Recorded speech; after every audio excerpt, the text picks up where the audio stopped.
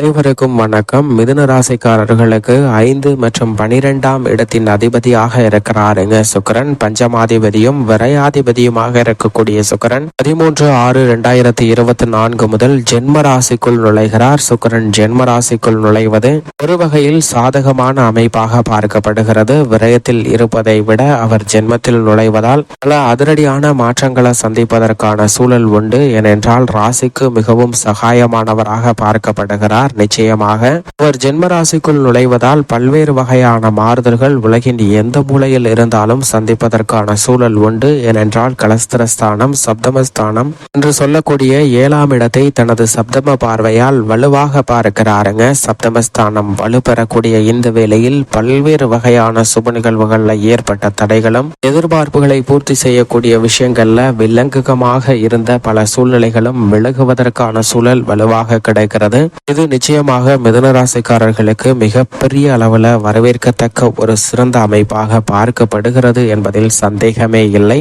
பொதுவாக சுக்கிரனை பொறுத்த வரைக்கும் நவ கிரகங்களிலே சுகாதிபதி என்று அழைக்கப்படுகிறாருங்க. நவ கிரகங்களிலே சுக்கிரனுடைய அருள் இருந்தால் மட்டும்தான் செல்வ செழிப்பு, ஆடம்பர வாழ்க்கை, வசதி வாய்ப்பு போன்றவை தங்களுடைய வாழ்வில் நிறைந்து கிடைப்பதற்கான சூழல் நிச்சயமாக ஏற்படும். அவற்றில் அதிபதியாக செயல்படுகிறாருங்க சுக்கிரன். அப்படிப்பட்டவர் பொதுவாகவே சுப கிரகமாக பார்க்கப்படுகிறார். அதே சமயம் பாவ கிரக சேர்க்கையால் அவசு பலன்களையும் வழங்கக்கூடிய ஒரு கிரகமாக செயல்படுகிறாருங்க. எனவேதான் அபசு கிரகமாக சுக்கிரன் பார்க்கப்படுகிறார். இருந்தாலும் இயற்கையிலே சுப பலன்களை நிறைந்து கொடுக்கக்கூடிய ஒரு அற்புதமான கிரகமாக இருக்கிறாருங்க. அது மட்டுமல்லாது சுப கிரக சேர்க்கையால் சுபத்துவ தன்மையால் நிறைந்த பலன்களை நிச்சயமாக அள்ளி கொடுப்பார். தற்போது தனது சொந்த ராசியான ரிஷப ராசியில் வலுவாக ஆட்சி பலம் பெற்று சஞ்சரிக்கக்கூடிய சுக்கிரன் 13ஆம் தேதிக்கு பிறகு ஆட்சி பலத்தை இழக்கிறாருங்க. ஆட்சி பலத்தை இழந்து தனது நட்பு கிரகமாக இருக்கக்கூடிய புதனின் ஆட்சி வீட்டிற்குள் நுழைகிறார். அங்கு புதன் மிக வலுவாக ஆட்சி பலம் பெற்று சஞ்சரிக்கிறார். புதனுடன் இணைந்து சுபத்துவ பாதையில் சஞ்சரிக்க போகிறாருங்க. பெரும்பாலும் சுபத்துவ பலன்களை நிறைந்து கொடுக்கக்கூடிய ஒரு வலுவான அமைப்பிற்கு துவக்கத்தில் சஞ்சரிக்க போகிறார். சந்திரன், சூரியன் என பல கிரக நிலைகளின் சேர்க்கை இருந்தாலும் கூட தனது நட்பு கிரகமாக இருக்கக்கூடிய புதனின் ஆட்சி வீடான மிதுன ராசிக்கு மாறக்கூடிய இந்த வேளையில் உலகின் எந்த மூலையில் இருந்தாலும் இவை நடந்தே தீரும் என்று சொல்லக்கூடிய வகையில் பல அதிரடியான மாற்றங்களை சந்திப்பதற்கான சூழல் நிச்சயமாக உருவாகியுள்ளது. ஏனென்றால் சுக்கிரன் பொதுவாக ஒரு ராசியிலிருந்து மற்றொரு ராசிக்கு மாறும்போது தனது சஞ்சார அமைப்பில் ஏற்படக்கூடிய மாற்றத்தின் காரணமாக மனித வாழ்வில் பல்வேறு வகையான மாற்றத்தையும் தாக்கத்தையும் ஏற்படுத்துகிறார். அப்படிப்பட்ட இந்த மாற்றம் பலருக்கு அதிர்ஷ்டம் நிறைந்தவையாகவும் அதே சமயம் சிலருக்கு துரதிர்ஷ்டவசமாக நன்மை கிடைக்காத ஒரு சூழலும் உருவாகுகிறது. அது மட்டுமல்லாது நவ கிரகங்களிலே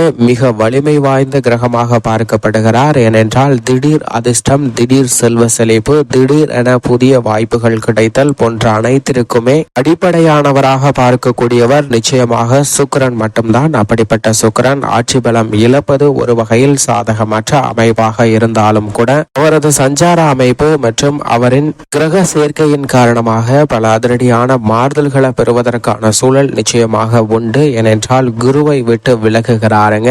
அது மட்டுமல்லாது முக்கூட்டு கிரகங்கள் என்று சொல்லக்கூடிய புதன், சுக்கிரன் மற்றும் சூரியன் ஆகிய கிரக நிலைகள் பெரும்பாலும் இணைந்து சஞ்சரிக்க போகின்றன. இதன் காரணமாக எதிர்பாராத பல மாற்றங்கள் நிச்சயமாக உண்டு. இருப்பினும் சுக்கிரனை பொறுத்த வரைக்கும் 2, 4, 5, 7, 9 மற்றும் 11 ஆகிய இடங்களில் சுபத்துவ பாதையில் அசுர வளர்ச்சியும் முன்னேற்றத்தையும் அள்ளி கொடுக்கக்கூடிய ஒரு அற்புதமான கிரகமாக பார்க்கப்படுகிறாருங்க. பாவ கிரக சேர்க்கை இருந்தால் 3, 6, 11 ஆகிய இடங்களிலும் நல்ல மாற்றம் கிடைப்பதற்கான சூழல் உண்டு. ஆனால் பொதுவாக அஷ்டமத்தில் சுக்கிரன் அமரும் போது சற்று விழிப்புணர்வு நிச்சயமாக தேவை. அதே போன்று 3, 6 ஆகிய இடங்களிலும் சற்று கூடுதல் கவனத்துடன் இருப்பது சிறப்பு. மற்ற இடங்கள்ல பெரும்பாலும் நல்ல மாறுதல்களை வலுவாக பெற்று தருகிறாருங்க. நவ கிரகங்களிலே அதிக இடத்தில் நல்ல பலனை நிறைந்து கொடுக்கக்கூடிய ஒரு கிரகம் என்றால் அது நிச்சயமாக சுக்கிரன் மட்டும்தான். அப்படி அப்படிப்பட்ட சுக்கிரனுடைய இந்த ஆட்சி பல இழப்பு ஒரு வகையில் சாதகமற்ற சூழ்நிலையை உருவாக்கினாலும் அவருடைய சஞ்சார அமைப்பு மற்றும் அவருடைய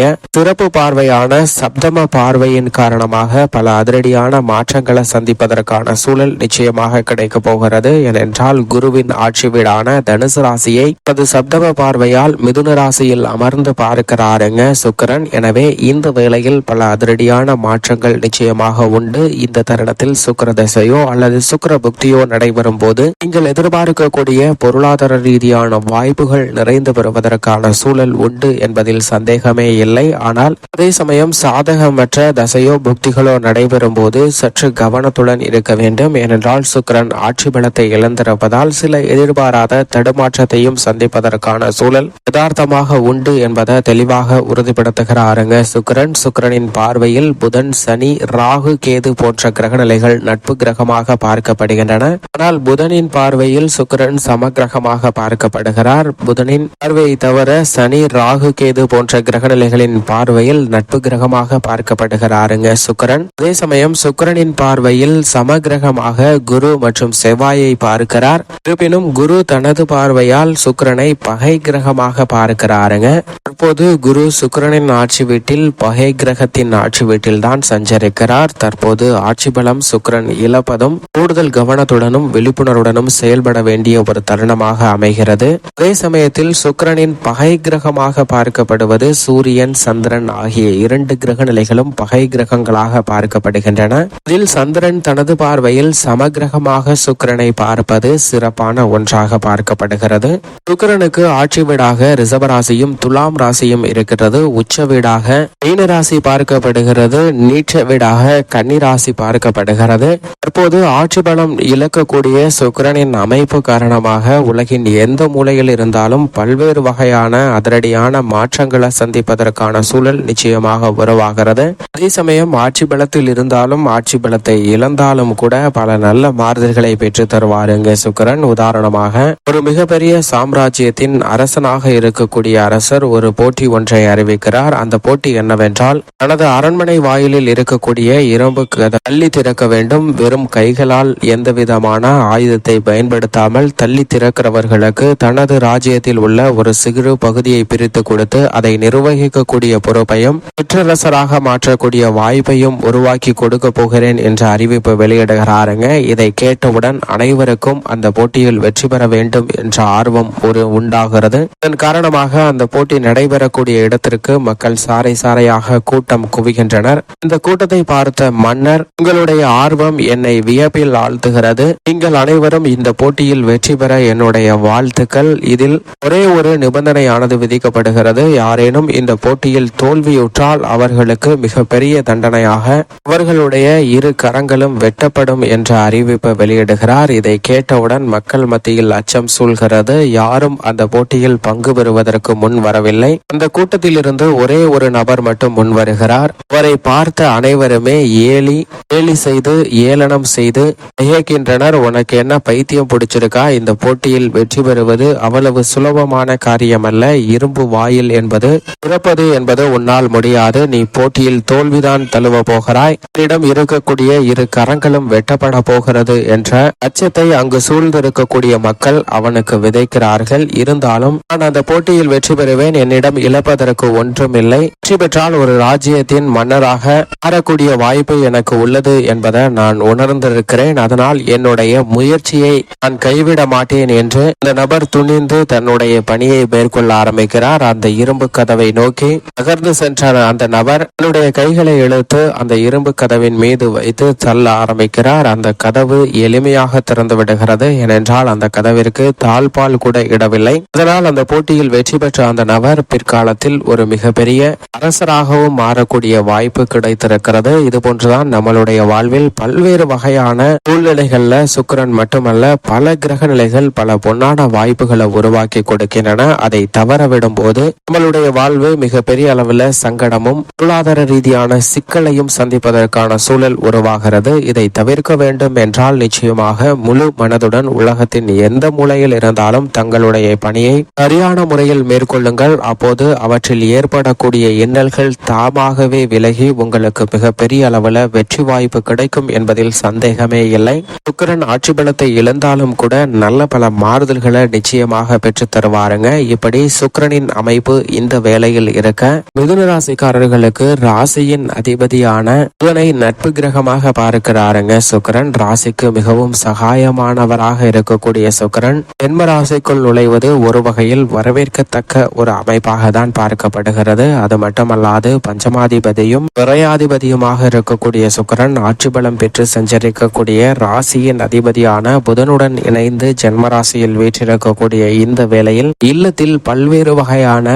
அதிரடியான மாறுதல்களை சந்திப்பதற்கான சூழல் உண்டு. முழு சுபகிரகமாக இருக்கக்கூடிய குருவும் விரயத்தில் இருக்கிறார். எனவே எதிர்பாராத விரய செலவுகள் ஜென்மத்தில் பிரவேசம் செய்யக்கூடிய சுக்கிரனின் அமைப்பு காரணமாக அதீதமாக உண்டு. ஆனால் அவை அனைத்துமே சுப விரயங்களாக மாற்றுவதற்கான யோகம் நிறைந்து கிடைக்கக்கூடிய ஒரு தருணமாக அமைகிறது என்பதில் சந்தேகமே இல்லை. உங்களது முயற்சியில் ஏற்பட்ட பின்னடைவுகள் இந்த தருணத்தில் விலகும். லாபத்தை தக்க வைத்துக் கொள்ளக்கூடிய வகையில், குடும்ப வருமானத்தை உயர்த்தி கொள்ளக்கூடிய வகையில் இந்த தருணத்தில் பல புதிய வாய்ப்புகள் நிச்சயமாக கிடைக்கும். வீண் விரய செலவுகள் கட்டுக்குள் வரும். சுப செலவுகள் அதிகரிப்பதற்கான சூழல் உண்டு. உறவினர்களிடம் ஏற்பட்டு வந்த பகை உணர்ச்சி நீங்குவதற்கான சூழல் உண்டு. விவாக வயது வந்த பெண்மணிகளுக்கு நிச்சயம் நல்ல விவாக பொருத்தம் அமைவதற்கான சூழல் மிக வலுவாக கிடைக்கக்கூடிய ஒரு தருணமாக பார்க்கப்படுகிறது. இந்த தருணத்தில் குடும்ப சூழ்நிலையை மகிழ்ச்சிகரமாக மாற்றிக்கொள்ளக்கூடிய வகையில் பல நல்ல மாறுதல்களை மிக வலுவாக ஜென்ம ராசிக்குள் நுழையக்கூடிய சுக்கிரன் ஏற்படுத்தி கொடுக்க போகிறாருங்க.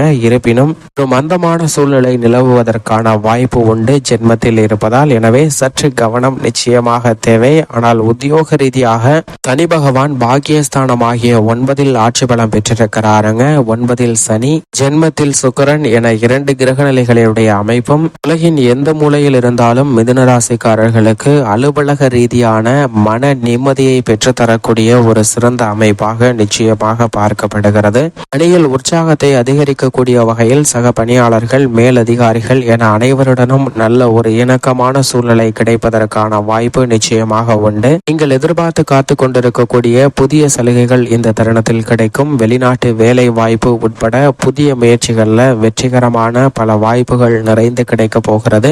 எதை செய்தாலும் அவற்றை சிறப்பாக செய்வதற்கான நல்ல சூழல் நிச்சயமாக இந்த தருணத்தில் உண்டு. தொழில்துறை, வியாபாரத்துறையை தனது கட்டுப்பாட்டில் வைத்திருக்கக்கூடிய சனி மிக வலுவாக 9 ஆட்சி பலம் பெற்று சஞ்சரிக்கிறார். எனவே இந்த தருணத்தில் வர்த்தக துறைக்கு அதிகாரம் கொண்ட சனி, சுக்கிரன், செவ்வாய், ராகு போன்ற கிரகநிலைகள் பெரும்பாலும் சாதகமாக வலம் வருகின்றன. அதிலும் செவ்வாய் லாபத்தில் ஆட்சி பலம் பெற்றிருக்கிறார். எனவே இந்த தருணத்தில் நிச்சயமாக தொழில்துறை, வியாபாரத்துறையில் நல்ல லாபம் நிறைந்து கிடைப்பதற்கான சூழல் தெளிவாக கிடைக்கிறது என்பதை கிரகநிலைகள் உறுதிப்படுத்துகின்றன. போட்டிகள் இந்த தருணத்தில் மிக பெரிய அளவில் குறைவதற்கான சூழல் உண்டு. வெளிநாட்டு மற்றும் வெளி மாநில ஆர்டர்கள் அதிகரிக்கும். ஏற்றுமதி துறையினருக்கு மிக பெரிய அளவில் அதிக வாய்ப்பு நிறைந்து கிடைக்கிறது. கலைத்துறையை பொறுத்த வரைக்கும் சுக்கிரன் மிக வலுவாக ஜென்மத்தில் நுழைந்திருக்கிறார். எனவே கலைத்துறை புது பொலிவு பெறக்கூடிய வகையில், வருமானத்தை உயர்த்தி கொள்ளக்கூடிய வகையில் நிச்சயம் நல்ல வாய்ப்புகள் கிடைக்கும். ஆனால் அதே வேளையில் சற்று கடினமாக உழைக்க வேண்டிய ஒரு தருணமாக பார்க்கப்படுகிறது.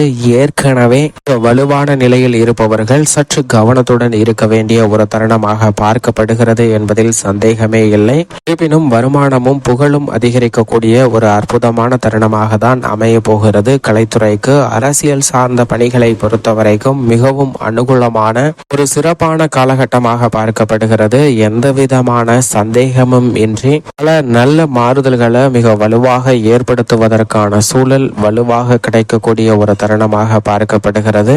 மனதில் ஏற்படக்கூடிய குழப்பங்களுக்கு தெளிவு கிடைக்கக்கூடிய வகையில் பல மாறுதல்களை இந்த தருணத்தில் சந்திப்பதற்கான சூழல் அரசியல் சார்ந்த பணிகளில் உண்டு. மாணவர்களின் கல்வியில் நல்ல முன்னேற்றத்தை வலுவாக சிறப்பாக பெறக்கூடிய ஒரு தருணமாக பார்க்கப்படுகிறது. ஆசிரியரின் உதவி இந்த தருணத்தில் வலுவாக கிடைக்கும். தேர்முக தேர்வை எதிர்கொள்கிறவர்களுக்கு அவற்றில் வெற்றி கிட்டும். மாணவர்களின் கல்வி சார்ந்த சூழ்நிலை நன்மை பெறக்கூடிய வகையில் நல்ல மாற்றத்தை பெற்று தருகிறது. விவசாயத்துறையின் அதிபதியான செவ்வாய் ஆட்சி பலம் பெற்றிருக்கிறார். சுக்கிரனுக்கு சமகிரகமாக பார்க்கப்படுகிறார். அவர் லாபஸ்தானத்தில் வலுவாக அமர்ந்திருக்கக்கூடிய இந்த வேளையில் உங்களது உழைப்பிற்கேற்ற விளைச்சலும் வருமானமும் நிச்சயமாக கிடைக்கும். சந்தை நிலவரம் மகிழ்ச்சியை தரும். அடிப்படை வசதிகளான தண்ணீர், உரம், விதை மற்றும் இடுபொருட்கள் குறைவின்றி கிடைப்பதற்கான சூழல் உண்டு.